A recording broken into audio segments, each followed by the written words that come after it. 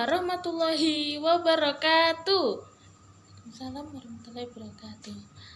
Selamat pagi anak-anak. Pagi Bu. Apa kabar hari ini? Alhamdulillah luar biasa. Tetap semangat. Yes. Baik, hari ini apa ada yang tidak masuk? Hadir semua ya. Bagus, tetap pertahankan semangat kita untuk menuntut ilmu. Nah, sebelum mengawali pembelajaran pada hari ini, mari kita berdoa terlebih dahulu. Berdoa dimulai. Selesai. Baik, untuk menambah semangat kita pada pagi hari ini, mari kita menyanyikan sebuah lagu nasional yang berjudul Bagimu Negeri.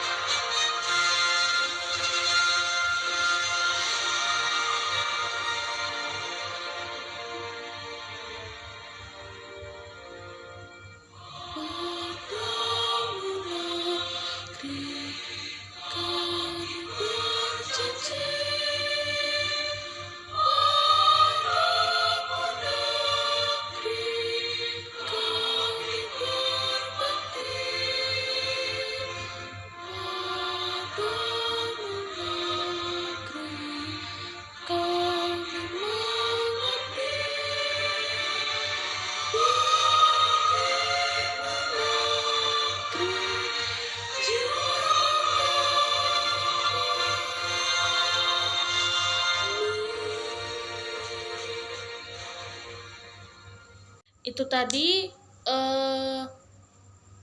lagu Bagimu Negeri. Selanjutnya, ada yang tahu hari ini kita akan belajar apa? Gak tahu. Nah, hari ini kita akan belajar tentang mengapa kita perlu makan dan minum. Sebelum kita lanjut ke materi, Bu Guru akan membagi kalian ke dalam beberapa kelompok. Nah, untuk itu kalian akan berhitung dari 1 sampai 4 ya. Nanti kalian kumpul dengan kelompoknya masing-masing sesuai nomor yang kalian sebutkan tadi. Yuk, dimulai. Sudah. Nah, sekarang kalian silahkan berkumpul dengan kelompoknya masing-masing. Kelompok 1 di sini, kelompok 2 di situ, kelompok 3 di sana, dan kelompok 4 di belakangnya kelompok 2. Sudah? Nah, bagus. Terima kasih. Sebelum kita mulai, apakah kalian sudah sarapan pagi ini? Sudah? Pintar. Kenapa kok belum? Kenapa belum, Mbak Alfi? Nggak ada makanan. Oh, belum masak ya ibunya? Iya. Ya udah nggak apa-apa. Lain kali harus sarapan ya, agar ketika kita belajar badan tidak menjadi loyo. Kalian tahu nggak bagaimana cara makanan bisa masuk ke dalam tubuh kita? Jawab. Tidak tahu. Tidak tahu. Nah, nanti kita akan pelajari bersama-sama ya. Selanjutnya, mungkin ada yang tahu bagaimana cara proses pengolahan makanan di dalam tubuh kita? Tidak tahu. Tidak tahu. Kira-kira bagaimana prosesnya? Dikunyah. Ya, betul, dikunyah. Dikunyah, kemudian masuk ke dalam gitu. Tapi kunyahnya juga itu ada aturannya. Nanti kita akan bahas bersama-sama ya. Selanjutnya, organ apa saja menurut kalian yang membantu proses pencernaan pada manusia? Apa? Ada yang tahu kira-kira? Lambung. Nah, betul sekali. Lambung juga termasuk ke dalam organ yang membantu. Betul, lambung juga termasuk ke dalam organ yang membantu proses pencernaan makanan dalam tubuh kita.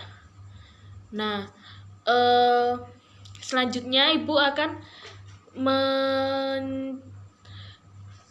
menampilkan video di layar. Kalian simak baik-baik ya.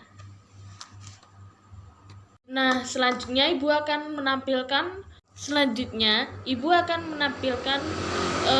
video di mana terdapat penjelasan tentang organ-organ pencernaan manusia.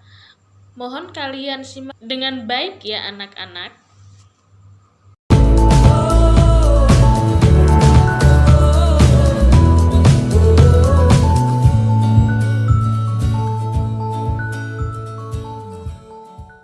Halo, Assalamualaikum. Kembali lagi di channel saya, Hidayat Viral. Pada video pembelajaran kali ini, saya akan membahas tentang sistem pencernaan manusia. Sistem pencernaan pada tubuh manusia berfungsi untuk menghancurkan makanan yang masuk ke dalam tubuh manusia dan juga mengambil sari-sari makanan yang diperoleh dari makanan yang kita makan, dan selanjutnya akan dijadikan energi untuk kita beraktivitas. Seperti apa ya proses sistem pernafasan manusia? Yuk simak videonya ya sampai selesai. Pertama, makanan masuk ke mulut. Mulut merupakan pintu gerbang ke sistem pencernaan. Sistem ini berfungsi memecah makanan menjadi beberapa bagian dengan tujuan mempermudah proses pencernaan. Ludah sangat berguna karena bercampur dengan makanan dan bisa lebih menghancurkan makanan, sehingga lambung tidak perlu mencerna seluruh bongkahan makanan. Setelah dari mulut, makanan kita menuju kerongkongan. Kerongkongan adalah suatu saluran seperti tabung sepanjang 20 cm yang menghubungkan antara rongga mulut dengan lambung. Di dalam kerongkongan terjadi gerakan peristaltik, yaitu gerakan meremas yang dilakukan oleh dinding kerongkongan untuk membuat makanan terdorong masuk ke dalam lambung. Setelah dari kerongkongan, makanan masuk ke lambung. Lambung adalah bagian dari organ pencernaan manusia yang paling elastis. Lambung berbentuk seperti kantong dan terletak di dalam rongga perut sebelah kiri atas. Di dalam lambung, makanan mengalami pencernaan secara mekanis dan kimiawi.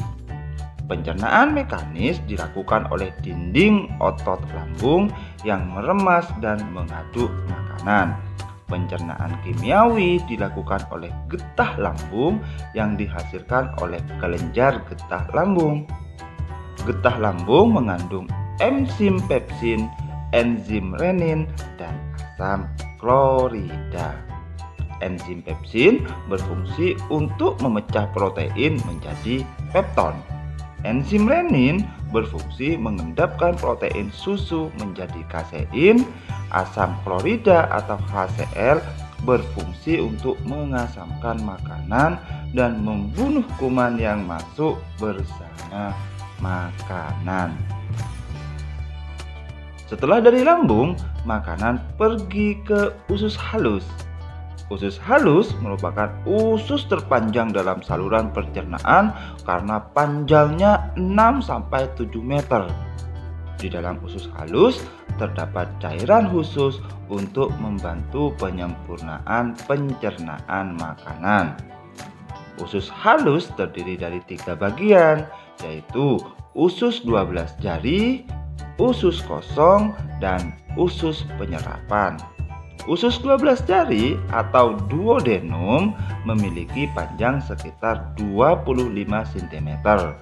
Usus 12 jari mencerna makanan dengan bantuan getah pankreas dan getah empedu. Getah pankreas dihasilkan oleh kelenjar pankreas. Getah pankreas mengandung enzim amilase yang berfungsi mengubah zat tepung atau amilum menjadi zat gula atau glukosa. Enzim tripsin berfungsi mengubah pepton menjadi asam amino. Enzim lipase berfungsi mengubah lemak menjadi asam lemak dan gliserol. Kalau getah empedu dihasilkan oleh hati dan disimpan ke dalam kantong empedu. Getah empedu berfungsi untuk mencerna lemak. Selanjutnya, usus kosong atau jejunum terletak antara usus 12 jari dan usus penyerapan. Usus kosong memiliki panjang sekitar 2,5 meter dan berfungsi untuk mencerna lebih lanjut makanan yang telah dicerna oleh usus 12 jari. Terakhir adalah usus penyerapan yang merupakan tempat penyerapan sari-sari makanan. Di seluruh permukaan dindingnya terdapat ujung-ujung pembuluh darah yang menyerap sari-sari makanan. Kemudian sari makanan diedarkan melalui aliran darah ke seluruh tubuh. Setelah itu, sisa makanan yang dicerna masih berlanjut ke usus besar. Usus besar berfungsi menyerap cairan, vitamin, dan mineral dari sisa makanan yang telah diserap oleh usus halus. Pada usus besar terdapat bakteri yang berguna untuk tubuh yang bernama E. coli yang berfungsi membantu proses pembusukan sisa makanan. Proses pembusukan sisa makanan akan menghasilkan kotoran atau feses yang kemudian dikeluarkan melalui anus. Organ terakhir yang bernama rektum adalah ujung muara dari usus besar yang berfungsi sebagai tempat penyimpanan feses sementara. Ketika rektum terisi penuh dengan feses, maka saraf akan mengirimkan respon kotak yang menimbulkan rasa ingin buang air besar. Anus adalah lubang di bagian bawah pantat yang berfungsi sebagai tempat keluarnya feses dari tubuh. Nah, sudah paham kan adik-adik? Sampai di sini dulu ya video pembelajarannya. Jangan lupa like, share, dan subscribe. Wassalamualaikum warahmatullahi wabarakatuh.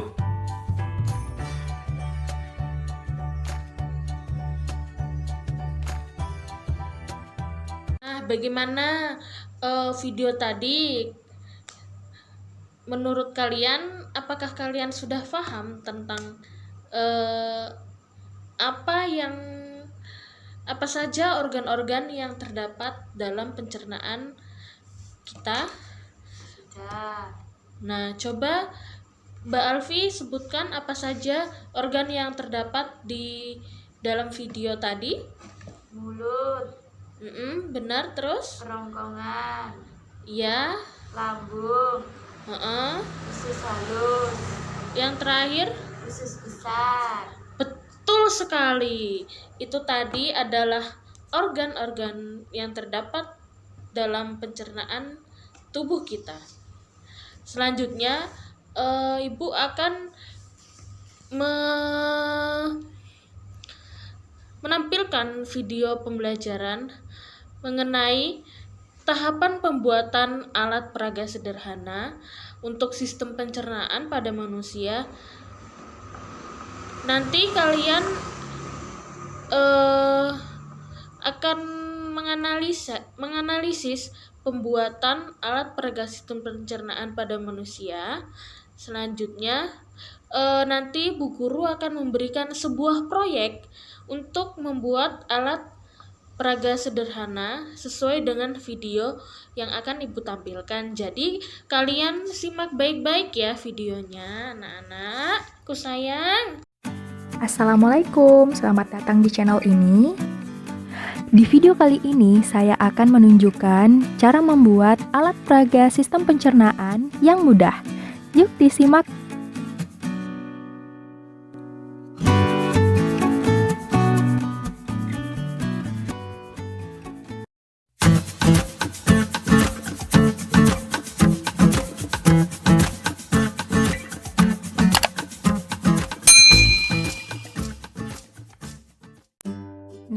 alat dan bahannya. Langkah pertama, kita ukur dulu kaleng Pringlesnya ini agar bisa disesuaikan dengan gambar sistem pencernaannya nanti, biar tidak kebesaran dan tidak kekecilan juga. Di akhir video ini, saya akan masukkan video dua siswa saya yang menjelaskan proses pencernaan menggunakan model sistem pencernaan yang saya buat ini. Jadi, tonton terus ya. Selanjutnya kita cari gambar sistem pencernaan di Google. Di pencarian Google ini saya gunakan keyword digest food untuk mencari gambar sistem pencernaan. Nah, ini sudah ada banyak pilihannya. Kita pilih dulu ya. Di sini saya pilih gambar yang ada proses mengunyah makanannya. Jadi ada gambar ini anak kecil yang lagi makan.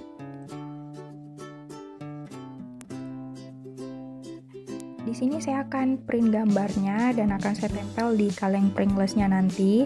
Tapi kalau misalnya kalian mau gambar sendiri, gambarnya juga bisa, tidak masalah, ini opsional. Lanjut ke Microsoft Word, kita edit dulu ukuran gambarnya biar menyesuaikan dengan ukuran kaleng Pringlesnya tadi. Dan setelah itu, kita print gambar.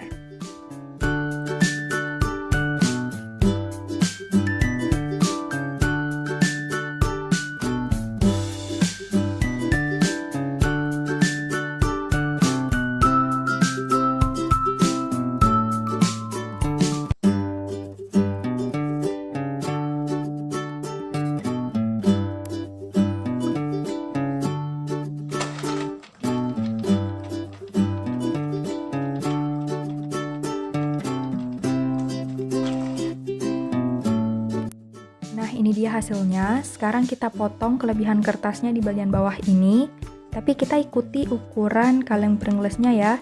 Tadi panjang kaleng Pringlesnya itu 21 cm. Jadi dipas di bagian lipatan kertas ini tuh ukurannya 21 ya.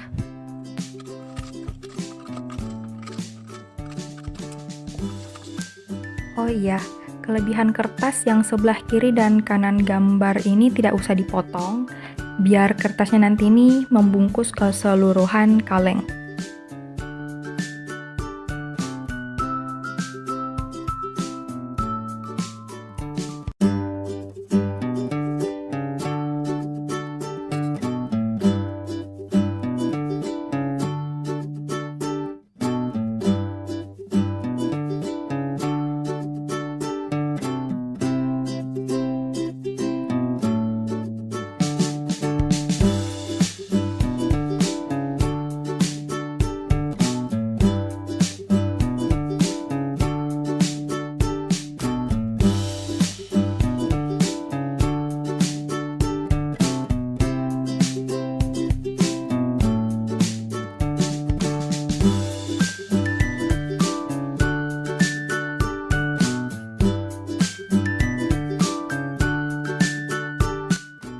Lanjut, di sini saya gambar 3 bentuk perubahan makanan sesuai gambar di kaleng Pringles ini. Gambarnya anak kecil lagi makan snack keripik gitu. Jadi gambar pertama bentuk keripik, kemudian gambar yang kedua ini makanan yang setelah dikunyah, kan bentuknya itu lebih halus. Nah, jadi dia bentuknya tidak beraturan. Kemudian yang gambar ketiga ini sisa makanan yang sudah dalam bentuk feses. Setelah diwarnai, kita gunting.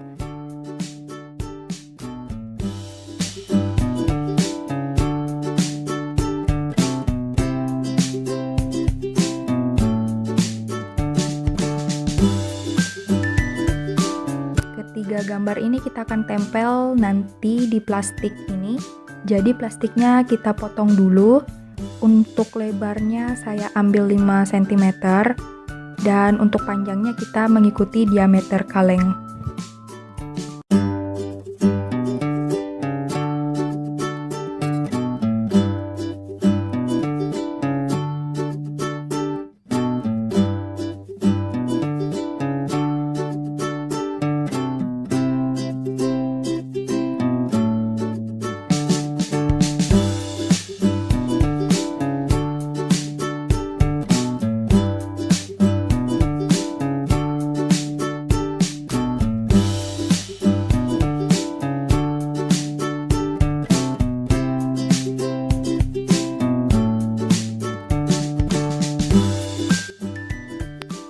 Pada saat merekatkan plastik ke kaleng, usahakan jangan terlalu rapat dan jangan terlalu longgar juga. Jadi pastikan plastiknya ini bisa bergerak memutar dan naik turun. Seperti contoh di awal video ini.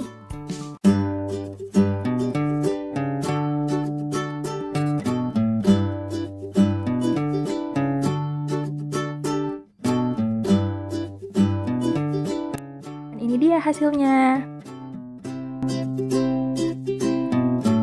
Nah, itu tadi proses cara membuat alat peraga yang kalian akan buat nanti bersama dengan kelompok kalian. Selanjutnya Ibu akan membagikan alat dan bahan serta lembar kerja kelompok untuk diisi bersama kelompok kalian.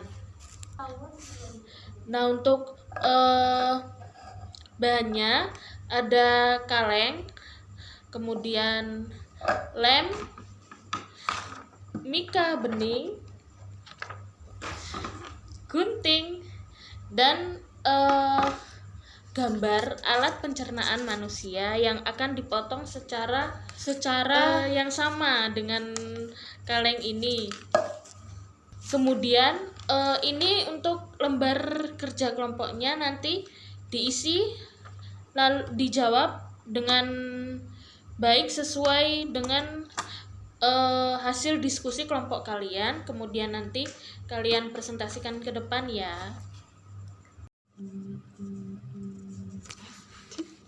Aneh banget.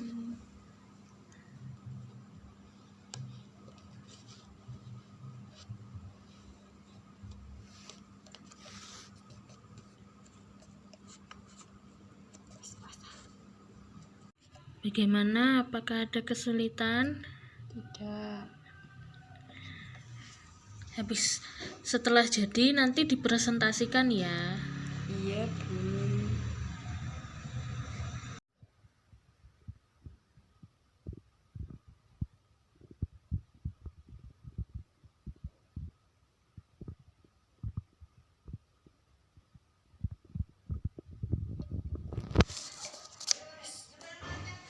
Kelompok Mbak Alfi sudah selesai. Untuk kelompok yang lain silahkan diselesaikan sambil mendengarkan pemaparan hasil diskusi dari kelompoknya Mbak Alfi. Pertama, makanan masuk ke dalam mulut. Lalu gigi akan menghancurkan makanan tersebut. Selanjutnya makanan akan ditekan masuk ke tenggorokan. Setelah makanan masuk ke kerongkongan, makanan akan menuju lambung. Di dalam lambung terdapat asam lambung yang berfungsi untuk mengubah makanan menjadi lebih halus. Dari lambung, makanan akan menuju ke usus halus. Setelah itu akan menuju ke usus besar. Dan yang terakhir, makanan akan menuju anus dan berubah menjadi feses. Itu tadi pembelajaran kita pada hari ini.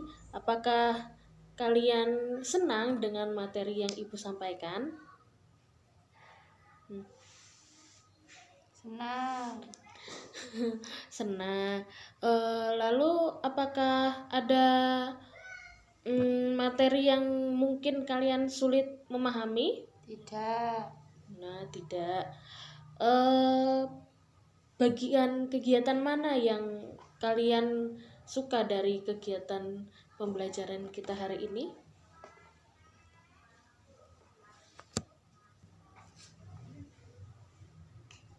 Membuat alat peraga pencernaan. Nah, baik. Terima kasih atas pendapat kalian. Selanjutnya Ibu punya soal evaluasi untuk mengukur seberapa jauh pemahaman kalian tentang materi ini. Habis ini Ibu bagikan, kemudian kalian kerjakan secara individu ya. Iya, Bu. Ini Mbak Alfi. Ya. Sudah selesai? Sudah. Nah, dikumpulkan kembali ya. Tadi materi yang telah kita pelajari. Selanjutnya kita akan mengulas sedikit lagi tentang apa yang kita pelajari hari ini. Apa yang kita pelajari hari ini anak-anak? Sistem organ pencernaan manusia. Nah, betul. Pencernaan adalah organ atau sistem di dalam tubuh yang mengatur makanan yang kita makan, mulai dari apa? Mulut hingga menjadi tinja yang dikeluarkan melalui anus. Nah, betul sekali. Selanjutnya, di dalam organ pencernaan tersebut ada apa? Ada apa saja? Mulut, kerongkongan, lambung, usus halus, usus besar, anus. Nah, betul sekali. Selanjutnya, apa saja zat-zat utama yang kita butuhkan, yang harus ada dalam makanan yang kita makan sehari-hari? Protein, karbohidrat, lemak, vitamin, mineral, serat, Dan yang terakhir, air. betul sekali. Nah, sepertinya kalian sudah paham semua ya. Alhamdulillah, pelajaran kali ini kita tutup dengan membaca hamdalah bersama-sama. Alhamdulillahirabbil alamin. Baik, kita bertemu lagi besok di pelajaran yang berbeda. Terima kasih. Wassalamualaikum warahmatullahi wabarakatuh.